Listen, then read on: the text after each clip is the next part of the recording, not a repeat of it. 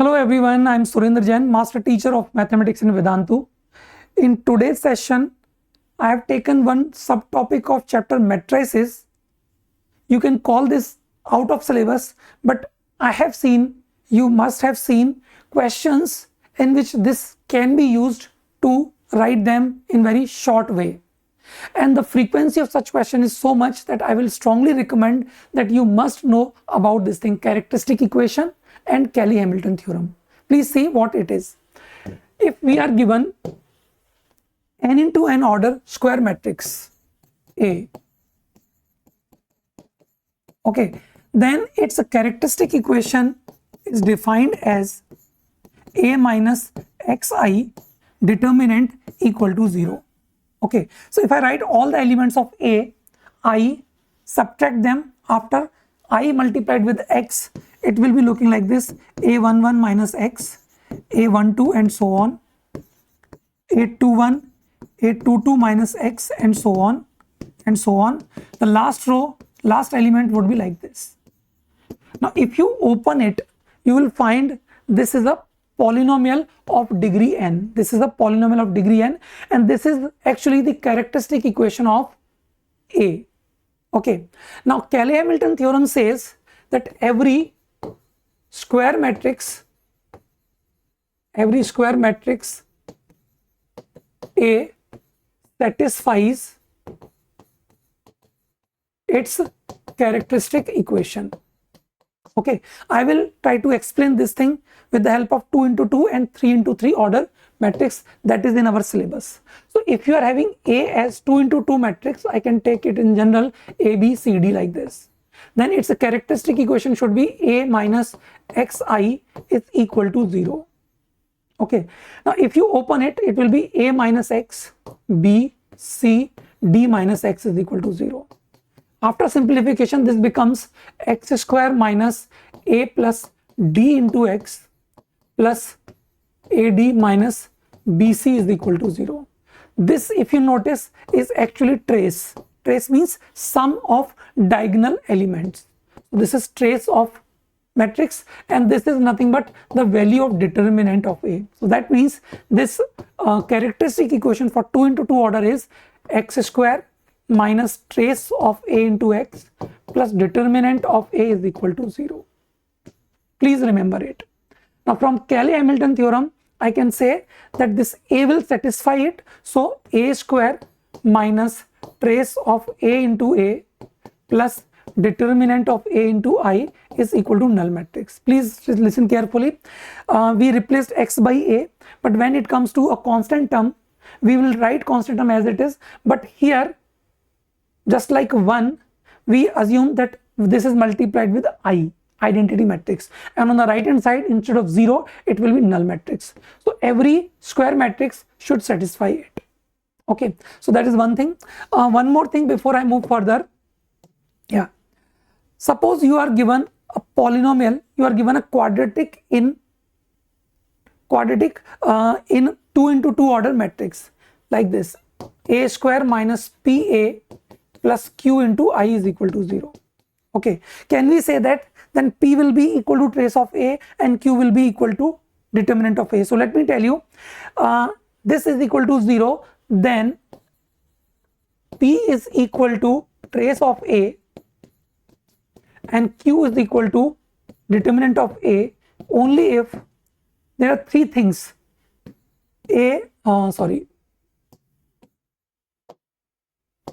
B not equal to 0, or C not equal to 0, or A is not equal to D. Any one of out of 3, if it is true, then you can definitely say that P is equal to trace of A, Q is equal to determinant of A. If all three things are there, I will tell you in the next slide. Okay, but before that, this is the summary what I have told you as of now. For 2 into 2, first I told you characteristic equation. Then I told you CH theorem, that every square matrix satisfies its characteristic equation. For 2 into 2 order matrix, that is the characteristic equation, A satisfies it. So we get this relation.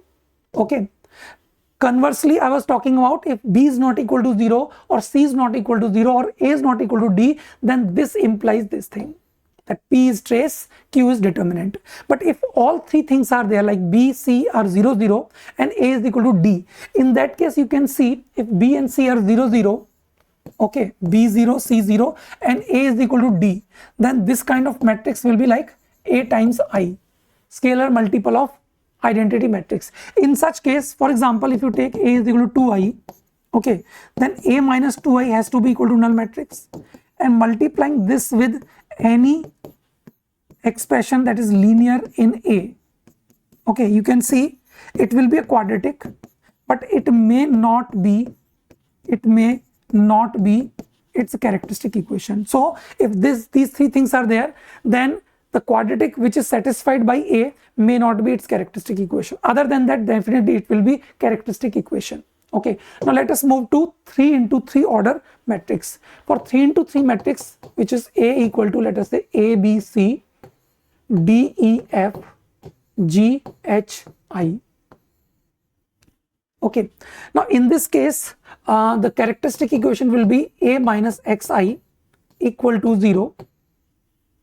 Okay, and if you write like this, A minus X, B, C, D, E minus X, F, G, H and I minus X, and open it, okay, this will give you a cubic which is X cube minus trace of A into X square plus trace of adjoint of A into X minus determinant of A is equal to 0. So you can see determinant of A is equal to 0. So you can find some similarity and some differences with 2 into 2 order matrix. Here there are one extra term, obviously, because it's a cubic, but you can see starting was like that, X square was there. If you compare from there, X square and minus trace of A into X plus determinant of A is equal to 0. That was for 2 into 2. That was for 2 into 2. But here for 3 into 3, one extra term is there, and the extra term is trace of adjoint of A into X. Positive, negative, positive, positive, negative, positive, negative. That pattern is followed here also. I am telling you these things so that you can remember it easily. Okay, now one more thing I will tell you before I move to the next slide, that this trace of adjoint of A can also be written as trace of adjoint of A can also be written as trace of A whole square minus trace of A square by 2. You can verify for any 3 into 3 order matrix, this trace of adjoint of A, trace of adjoint of A means it will be sum of diagonal elements of adjoint. That means sum of cofactors of diagonal elements of A, C11, C22, C33. So from there you will get this trace. You can alternatively find the trace of A and trace of A square. From there also the same expression comes. I am more comfortable with this thing, but this can also be written in some books at some places. Okay, so this is the 3 into 3 order matrix. This is the characteristic equation, and after putting A you will get like this. Okay, for converse there can be some complex conditions, so I will not talk about the complex about the converse here, but this note I have already told you. Okay, now I will be doing some questions first, then I will come to the eigenvalue of matrix. Okay, based on only these things which I have taught you so far, there has been many questions in JEE Advanced. That is the first question. Please see, you are given in this 2019 problem 2 into 2 order matrix who is equal to alpha I plus beta into M inverse. If you multiply this thing by M on both sides, so you will be getting M square minus alpha into M minus beta into I is equal to null matrix. Okay, now you can see the condition that B is equal to 0, C is equal to 0 is not true. So definitely this alpha has to be equal to trace of M, and this beta has to be equal to minus determinant of M. The trace means it will be cos or sine power 4 plus cos power 4. I am writing capital S for sine and capital C for cos. And this one would be minus sign outside. I think sine power 4, cos power 4, 4. And minus minus plus, it is 1 plus sine square and 1 plus cos square. Okay, now this question after this is actually a question of trigonometry. I will not do it completely. We have to find the minimum values of alpha and beta. We have to find the minimum values of alpha and beta. I think for alpha it is very easy. You can write it as 1 minus 2 sine square cos square, which is actually equal to 1 minus sine square 2 theta divided by 2. So its minimum value would be when sine 2 theta takes maximum value, that is 1. Our value of theta is from 0 to 2 pi. So I think sine can take any possible values. So the minimum value would be here 1 by 2. Okay, I will leave this minimum value of beta thing here. You can find this thing from the notes I am sharing with you in that description here. I have solved it completely, so you can go through from there. The minimum value of beta comes out to be, I think it is minus 37 upon 16. Okay, if you add them, I think answer comes out to be minus 29 by 16. So I think C is the answer.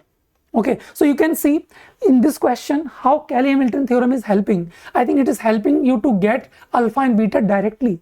Otherwise, you will be finding m inverse, or maybe you will be finding m square, and then comparing the terms. There also you will get the same expression for alpha and beta. The later part is same. We cannot help in finding alpha star, beta star by Cayley-Hamilton theorem, but yes, alpha beta can be found. Okay, now moving to the next question, this from 2022, and one more question in 2016. I will show you the similarity between these two questions.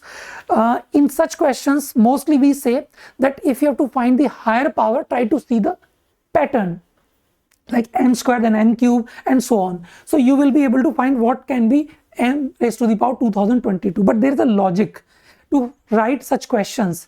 Please see here, you can see the determinant m is equal to 1 and trace of m is equal to, I think, 2. Sum of diagonal element is 2 and the value of determinant is 1. You can check. Now if that is so, then the characteristic equation and then putting m into it, you will be getting this equation being satisfied by m, and you can see it is actually a perfect square of m minus I. Okay, now if it is so, then I can write m as I plus m minus I. Okay, m minus I, maybe we can take it as n. So this n square is 0. In fact, n cube, if we take n cube after that, that will also be 0. N cube will also be 0, n power 4 will also be 0, and so on. Okay, now after this step, we use binomial theorem. We will be getting m 2022 power will be equal to I plus n whole raised to the power 2022. Now because I with any matrix has product commutative, so we can apply binomial theorem, whole square, whole cube formulas we can apply whenever I is multiplied with some other matrix. So this one would be I raised to the power 2022, which is I only, plus 2022 C1, then I raised to the power 2021, that is again I only, into n, and all other terms will be null matrix, because then you will get n square n cube there. So this will become equal to I plus 2022 into n. N is here m minus I. Now we know what is m, we know what is I, so we can find the answer. Okay, so that is how this is solved. Now after that I will leave the calculation. Answer for this question comes out to be, I think, A. You can verify the calculation. Again, solution is given in that PDF which I'll be sharing with this session. One more question of 2016. Here please see, it's a 3 into 3 order. In this case, you can check the determinant value of p is coming out to be 1. Trace of p is coming out to be, I think, 1 plus 1 plus 1, that is 3. Okay, trace of adjoint of p, trace of adjoint of p. Okay, that means the cofactors, sum of cofactors of diagonal elements. You can verify this is also coming out to be 1 plus 1 plus 1, that is 3. So which equation, the equation which will be satisfied by p has to be p cube minus 3p square plus 3p minus I equal to 0. You can see it's a whole cube expression of p minus I. So if I take this as r, so r cube is equal to 0. I am calling p minus I as r. So r cube is equal to 0, which also means r power 4 will be 0, r power 5 will be 0, and so on. Now, if I have to find p power 50, okay, p power 50, I will write this as I plus r whole raised to the power 50. You can see r is p minus I, so it is just p only. Now, because r power 4 and r power 3 all are 0, so if you open it by binomial theorem, it will be I power 50 plus 50 into r plus 50 C2, 50 C2 here, r square, and all other terms are null matrix, so no need to write it. We want here to be q, and which is actually p power 50 minus I. So that will be equal to 50r plus 50 C2. I think it is 25 into 49. 25 into 49 into r square. Okay, now we have to find the 3-1 element, 3-2 element, 2-1 element, and then we have to find the answer. I will leave this question here. What I was trying to tell you, that idea of how this pattern will be formed is normally with the help of Cayley-Hamilton theorem. So you can directly see that this will be the pattern. Maybe in some question, it may not be p minus I whole cube, it may be p minus 2I whole cube. So if you make this kind of characteristic equation, you will be able to observe it very easily, and then you can solve this question after this. Okay. One more question, please see. Okay, the answer of this question was, let me just tell you the answer. I think answer was B. After simplification, you get this answer to be B. Okay, now coming to question number 6. Here we are given A as 3 into 3 matrix, and we are given one expression in A which is involving power 7 and 6 and 5, and it is a singular matrix. Singular matrix means its determinant will be equal to 0, and we have to find the value of 9b. Now you can see that in this matrix, not much calculation is needed. You can directly find the trace. I think for trace you don't need to even write any letter on the page. It is directly b beta minus 1. Okay, and because beta minus 1 is given here also, so it gives us an idea maybe this question is based on Cayley-Hamilton theorem. Okay, so let us see if that is working here or not. So trace of A is beta minus 1. Now if I find the trace of adjoint of A, that means sum of cofactors of diagonal elements. So for beta, this is 0, you can check. For this one element, I think it will be minus 2 beta minus 3. So minus 2 beta minus 3. And for the last element, it is beta only, plus beta. So we are getting this to be minus beta minus 3. Okay, and the value of determinant, if we find, we can expand in the first row. So beta into 0, then 0, and then 1 into, I think, minus 1. So this comes out to be minus 1. Okay, so what will be the characteristic equation? You can check. It has to be A cube minus trace, that is beta minus 1 into A square plus trace of adjoint of A, which is minus beta minus 3 into A, then minus determinant value of A, so minus 1, so it will be I is equal to 0. Now you can see there are few terms that are matching here. And one more thing, if its determinant is equal to 0, okay, I can write it as here, please see, I can take A power 4 common. Yeah, I will take A power 4 common. So it will be A cube minus beta minus 1 into A square minus beta into A. Okay, and its determinant value should be equal to 0. Okay, now from the property of matrix, we can write this as a determinant of A power 4 into determinant of A cube minus beta minus 1 into A square minus beta A determinant equal to 0. And because this is minus 1 whole power 4, so this will not be 0. So that means this has to be equal to 0. Now you can see A cube minus beta minus 1 A square minus beta A. If I use it here, I think what we are left with, I think we are left with just, I think 3A minus I equal to 0. Okay, I can write it as A minus I by 3 also equal to 0. Now we are given this A minus I by 3. If I equate it to 0, I think it is not very difficult to find the beta. So you can find it, and your beta will be, you can check after calculation, it will be equal to 1 by 3.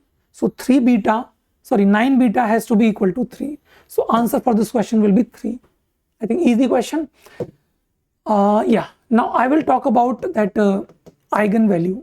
That is also not very important, I will say, but there are few questions where this eigenvalue thing has been very useful. Okay, so please understand, let A is some n into n order matrix. Okay, then there exists this ulta E is there exists scalar lambda and a column matrix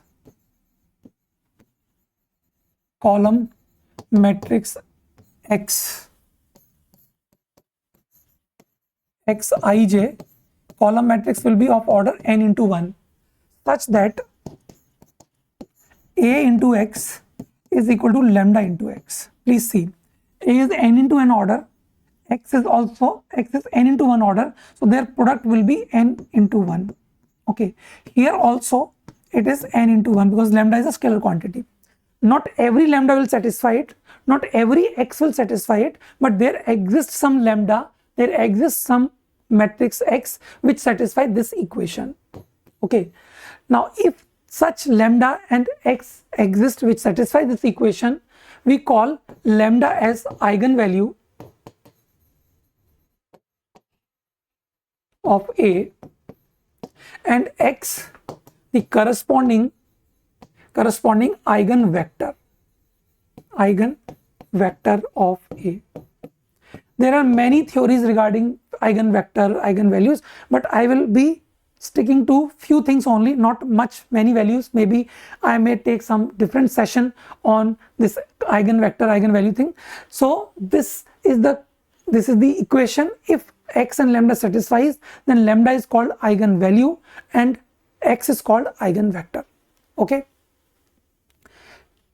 now this equation number 1, if I rewrite, okay, it can also be written as A minus I into lambda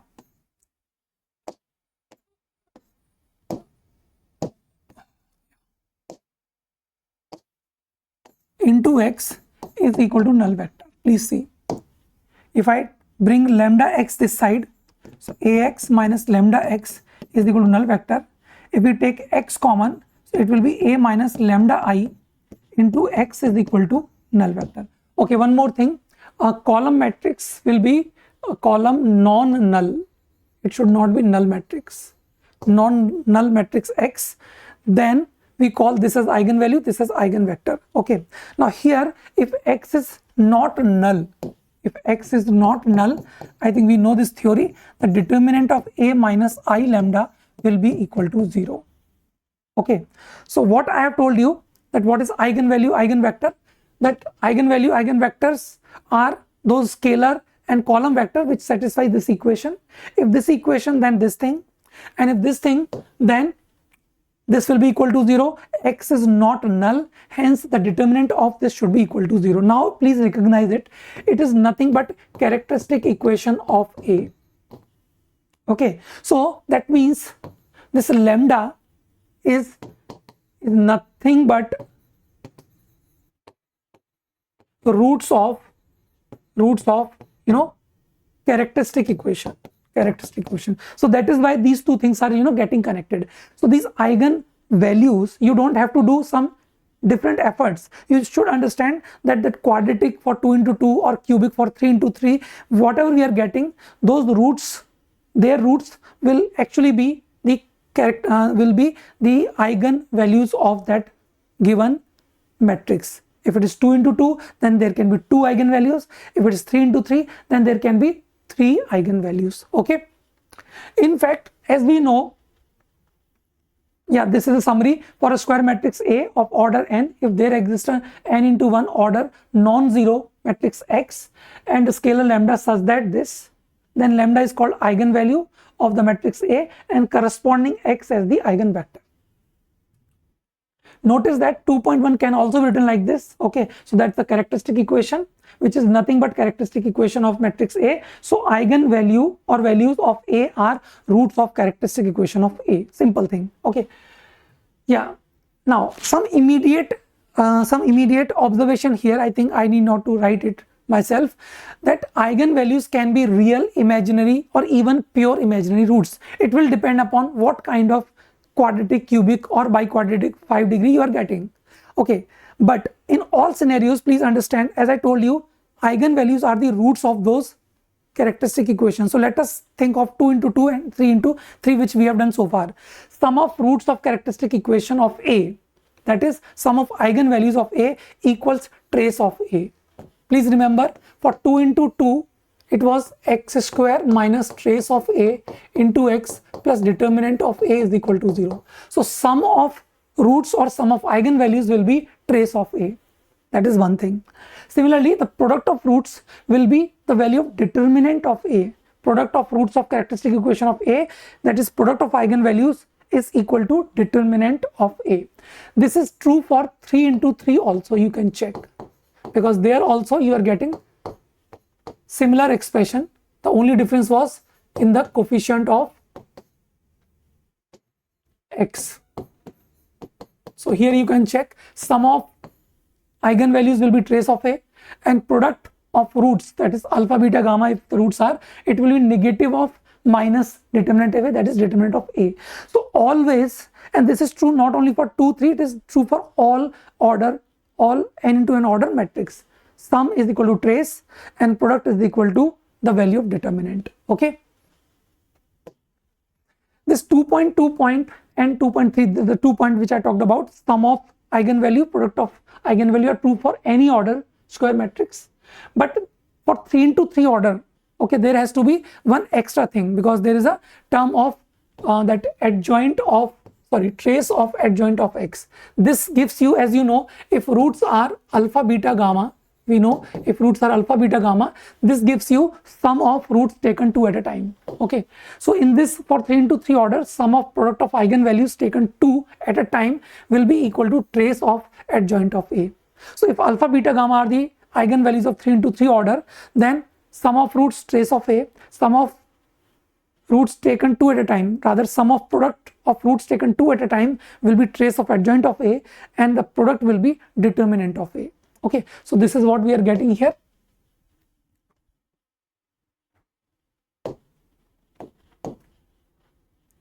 Okay, yeah, so these questions we have done. Now I'll take one more question from previous year where you will find the use of this thing. Okay, but before that, yeah, one more thing, that is some properties to know about eigenvalues. I will try to prove these properties in today's session. Okay, what are the properties? Number one, please see, if let us say lambda 1, lambda 2 and so on are eigenvalues of matrix A, okay, then for k times A,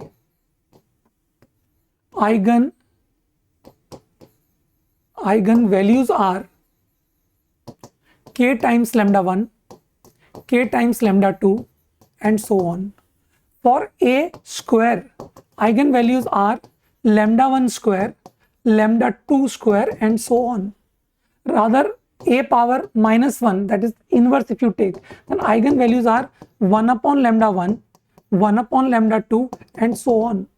So in general, I can say for A power n, eigenvalues will be lambda 1 power n, lambda 2 power n and so on.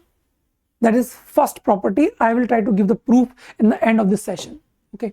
Now the second point, if lambda is eigenvalue of A into B, okay, then lambda is also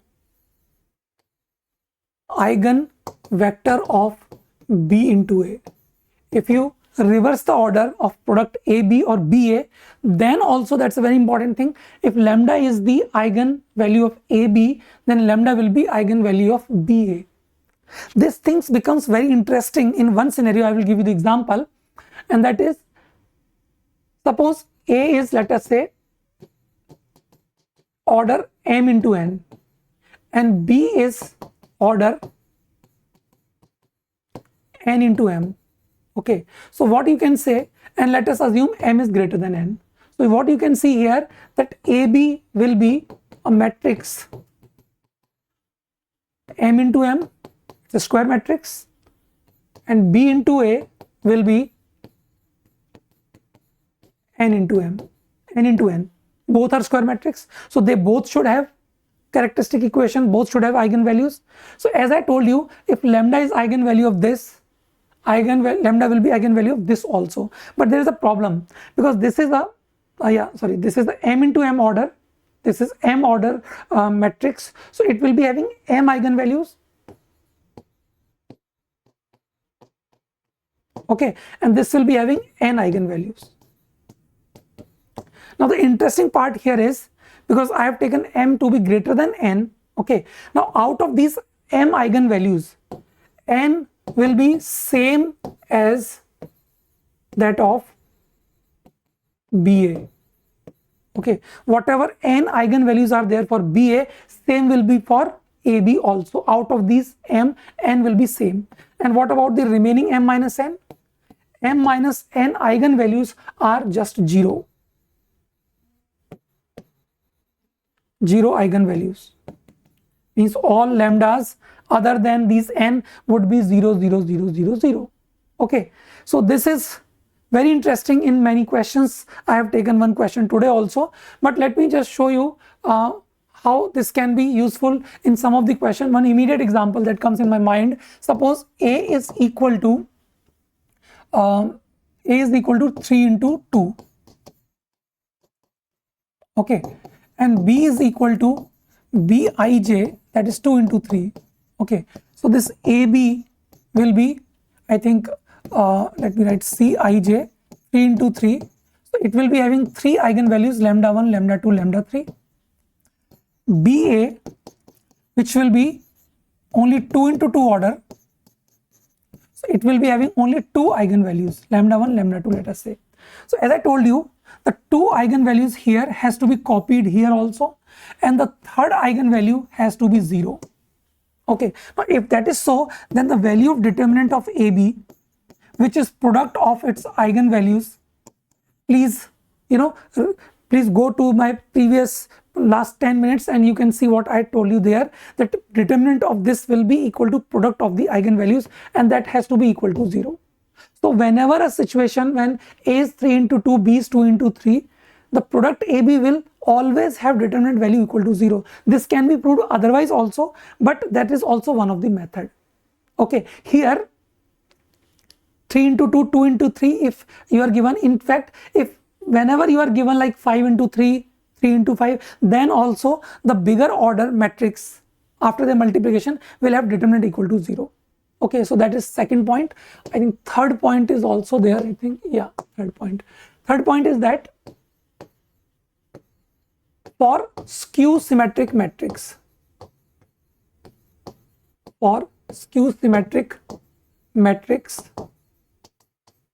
the eigenvalues are, what is happening? Eigenvalues are always purely imaginary.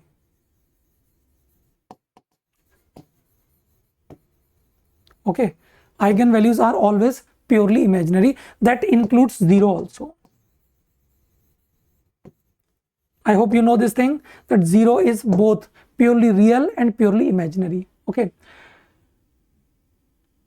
skew symmetric matrix always has eigenvalues as purely imaginary. Okay, why it is so? This I will prove in the last of this session, but this is something that you may remember. Okay, so these are the point I am talking about. Alpha 1, alpha 2 are eigenvalues of A. Then for Ka, for A square, A inverse A power, and I think I have explained it already. If K is eigenvalue of AB, then K is eigenvalue of BA also. This also I think I have explained already.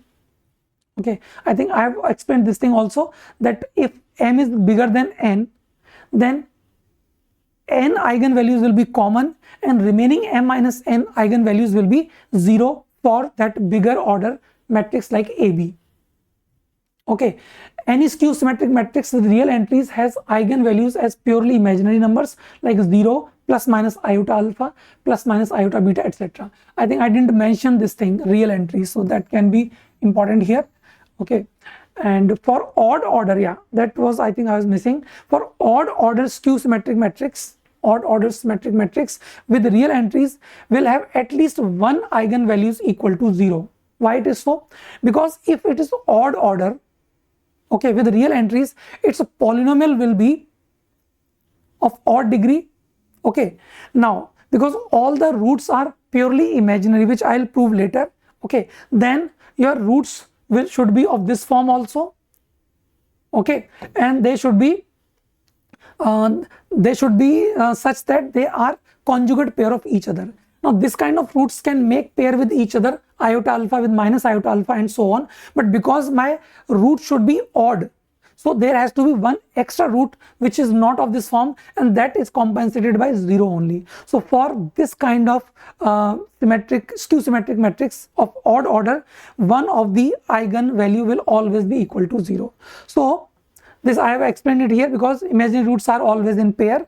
Now determinant of skew symmetric matrix, hence I hope you understood that product of all the eigenvalues will be equal to 0. Okay.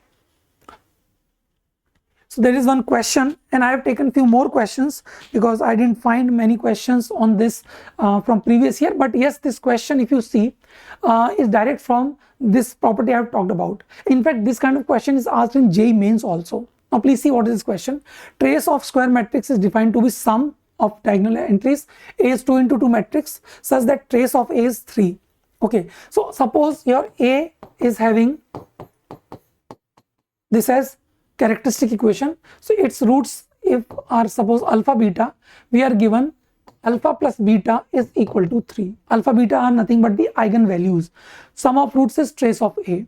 Now for A cube, I think you know it now. For A cube, the eigenvalues would be A cube and B cube, and their sum is given as minus 18 because we know sum of roots is always the trace. Now we have to eliminate these two and we can find the product alpha beta. They are asking the value of determinant of A. I think very easy question after this.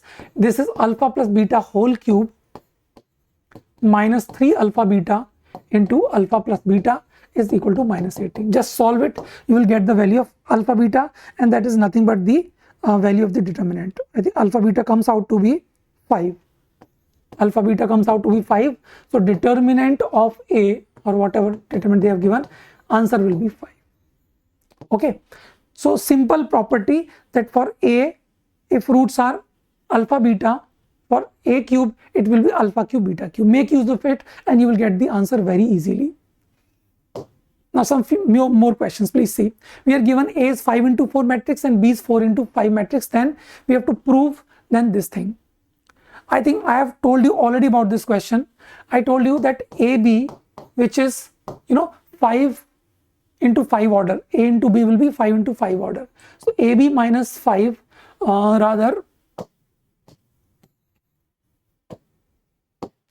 AB minus xi is equal to 0.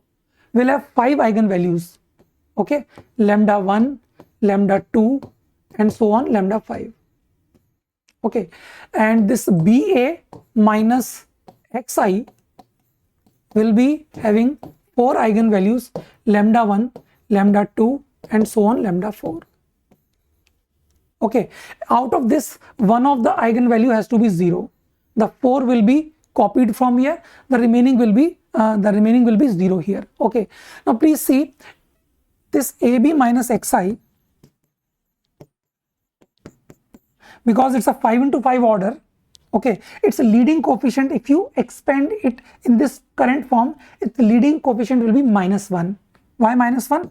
Because in the all diagonal elements, it will be a11 minus x, a22 minus x. If you multiply them, your leading term will be -1. So it will be, after using that factor theorem also, it will be like x minus lambda 1 and so on, x minus lambda 4.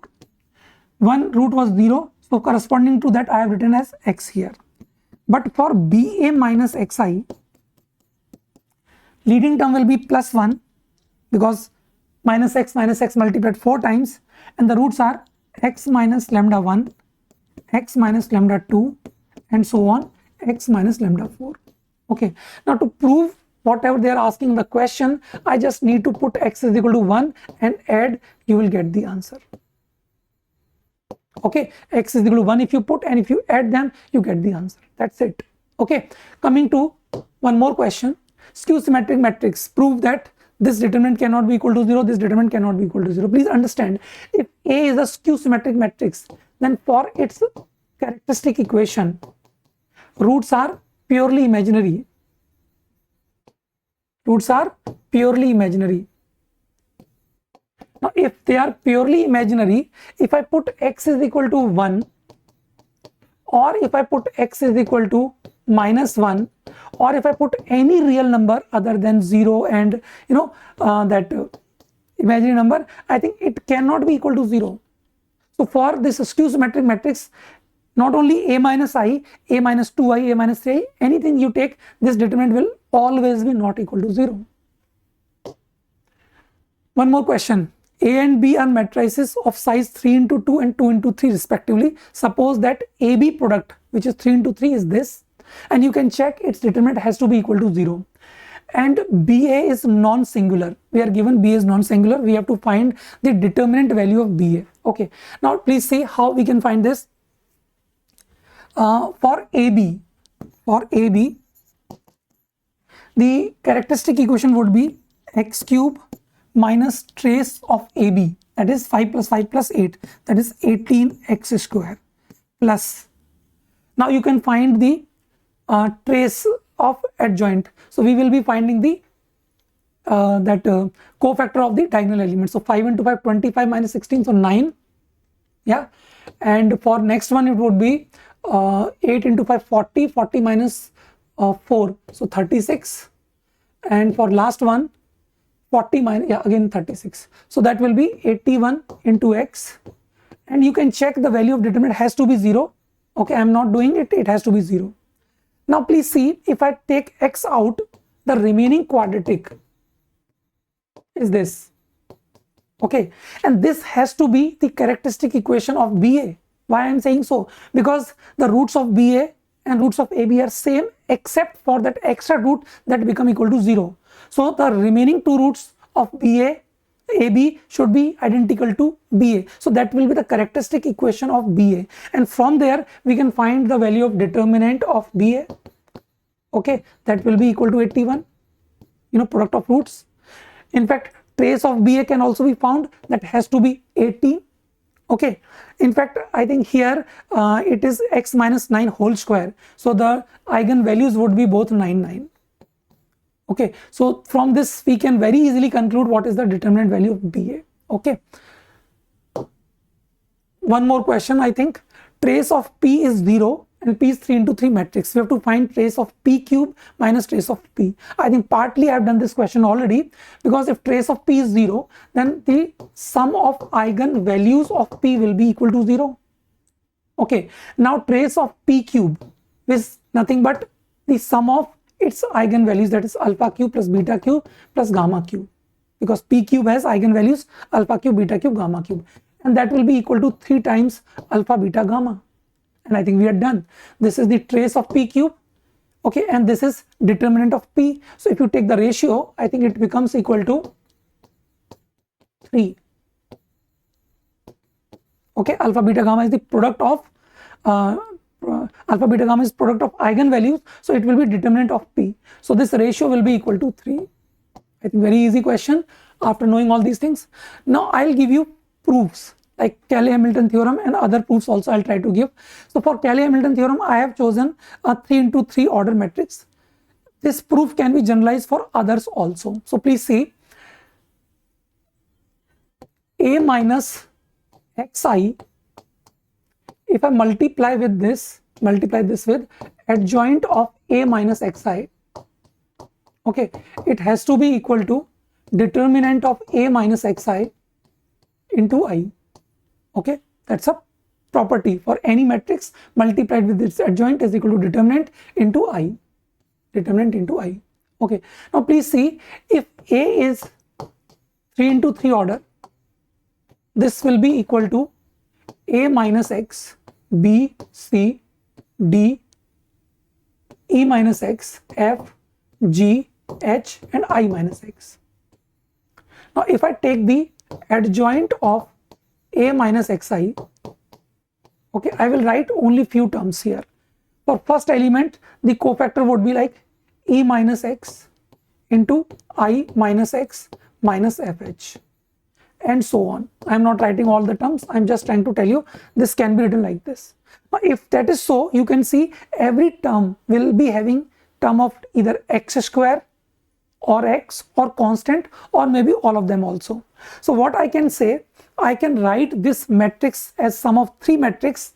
From one of them we are taking x square common, okay, let us say that is b naught, and from the terms x we take b1 common and then constant term b2.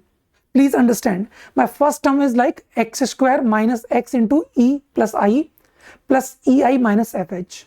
So you split this into 3 parts. First part you write with b naught where x square is common. The second part you write with b1, take x common, and the remaining thing with b2.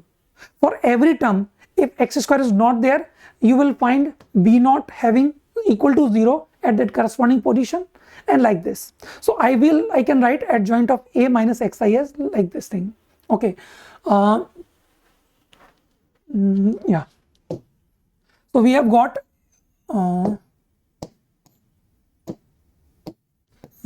A minus lambda I into this thing as I will write x square into b naught plus x into b1 plus b2, and that is equal to, please look at this thing, characteristic equation of A.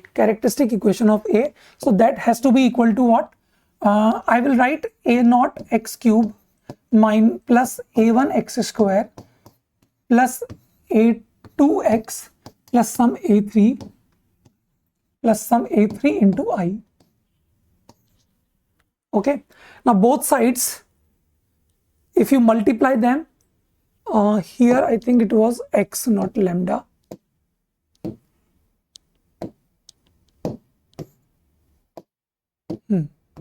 X.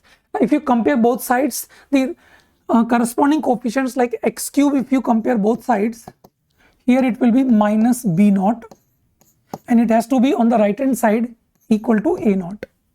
Okay, now if you compare x square term both sides, so it will be a into b naught minus this b1, and that will be equal to a1.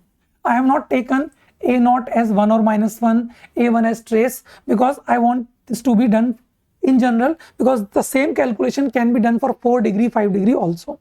Okay, now if you do it for x, it would be a multiplied with, I think, b1 minus this multiplied with b2, and that is equal to a2. Similarly, the constant term, if you multiply, so it will be a with b2 only, and on the right hand side we are getting a3. Okay, now please see, if I multiply this with a cube, I multiply this with a square, I multiplied this with a and this with I. Okay, on the left hand side I have done it by keeping in my mind that I need this characteristic equation to be satisfied by a. Okay, now please see what we are getting on the right hand side. First let me write the left hand side, a naught a cube plus a1 into a square plus a2 into a plus a3 into I, and you can check on the left side, when you multiply this by a cube, this by a square, this by a, this by I, everything gets cancelled. So if everything gets cancelled, we are getting null matrix. So this is the proof of why every matrix satisfies its characteristic equation. Okay, so that is one property. Another property I talked about, that if lambda is eigenvalue of A, okay, then k times lambda, lambda square, and so on. Please see, if lambda is eigenvalue of A, I told you, then A into x has to be equal to lambda into x, or rather I will say there should exist some lambda x, so that ax is equal to lambda x. X is a column matrix. Okay, now if I multiply both sides by k, we can write like this. Okay, now you can see for ka, I think x is the same column matrix which is satisfying a relation, and this k times lambda is the eigenvalue. See, whenever this relation happens, we call lambda as eigenvalue and x as corresponding eigenvector. Now in this relation also directly I can say that x is the eigenvector and lambda into k is the eigenvalue. So it is direct, nothing is to be done here. Now if I multiply this equation by, or let me write, so k lambda is eigenvalue of ka. Now if I multiply this thing by a, both sides, so a square into x will be equal to lambda into ax. Now because ax is lambda x, so I can write it as lambda square into x. So I think we are done, because a square into x, if it is equal to lambda square into x, so lambda square is eigenvector of a square. Likewise you can do it for a cube, a power n, a power minus 1 also you can do it. I have done all these things in my PDF notes, you can go through it. Okay, now one last property I will discuss, I think that's the last thing, yeah. And the last property was, let me just see, it was I think skew symmetric, yeah. Okay, now let's assume A is skew symmetric. So skew symmetric means it will be A is equal to minus A transpose, and its eigen vector is x, eigenvalue is lambda. So we will try to prove that lambda is purely imaginary. My ultimate goal would be that lambda is equal to minus of lambda bar. Bar means conjugate, that we study in complex number. Okay, now to do this thing, what we can do, we can first take the conjugate on both sides. So a bar into x bar is equal to lambda bar into x bar. Okay, now if I take the conjugate of this thing, if I take the transpose of this thing, sorry, this was conjugate, if I take the transpose of this thing,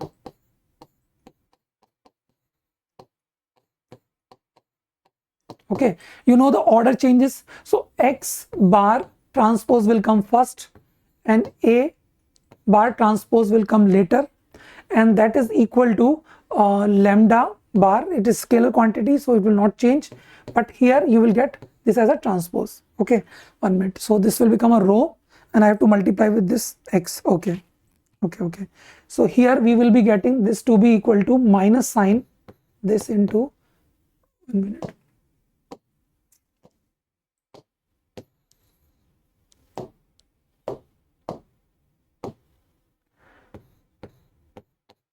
Minus sign a, and that will be equal to lambda bar into x transpose. Okay, now if I multiply by x on both sides, so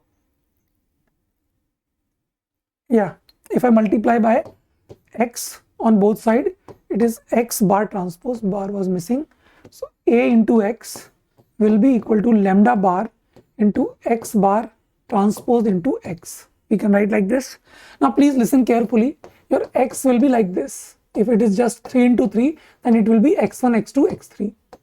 Okay, now x bar transpose would be x1 bar, x2 bar, x2 bar and x3 bar, like this. Okay, now if I multiply x transpose x bar transpose with x, I think it will be like this. Please see, this multiplied with this thing. So x1 whole square plus x2 whole square with mod, and this mod of that complex number, x3 whole square. Okay, and here also this ax, actually we took in the beginning lambda into x, so it is minus x bar transpose into lambda x. Okay, this lambda I can take outside, so minus lambda into x bar transpose into x, and that is equal to lambda conjugate, and I am again writing it as x transpose bar into x. As I told you, this thing is a matrix which is sum of x1 mod square plus x2 mod square, x3 mod square, so cannot be 0. So that means we have to have minus lambda is equal to lambda bar. Okay, I think that is what we were looking to prove. So lambda is equal to minus lambda bar. That means for a skew symmetric matrix, its eigenvalue will always be purely imaginary. Okay, so that is all for today's session, bacho. I hope you would like this session. Okay, I have covered many things here. You may skip the proof if you are finding it difficult. It may not be useful for JEE Advanced also, but the properties, Cayley-Hamilton Theorem, characteristic equation, they are very important. I have shown you in many questions which we have solved today. Okay, so that is all for today. In the next class, I will probably be taking telescopic sum. I'll give you some alternate approach to find sigma n square, sigma n cube. Okay, that I will tell you in the next session. Okay, so thank you so much. That is all from my side. Bye.